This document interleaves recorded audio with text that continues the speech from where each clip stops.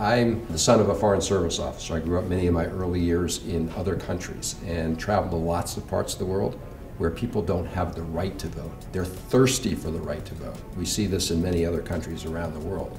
And so it was always very troubling to me to come back home to the United States after being overseas and see so many people just not showing up at the polls when so many people in other parts of the world were dying for that right. So that's number one. Second, if the sense of duty and obligation and patriotism is not enough, people need to recognize that decisions that are made by the Congress and the President have a direct impact on their lives.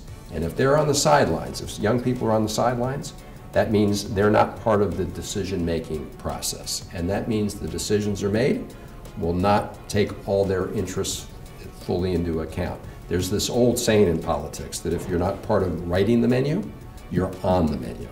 And I think young people need to understand that if they're not there, if they're not participating, both by voting and by participating in the political process, they're outsourcing the decision to somebody else. Somebody's making those decisions. Somebody's at the table discussing all the different priorities. And if young people decide to sit it out, they're going to risk not having a voice at the table. And you know you don't want to be chopped liver on the menu. Please go register to vote at ourtime.org.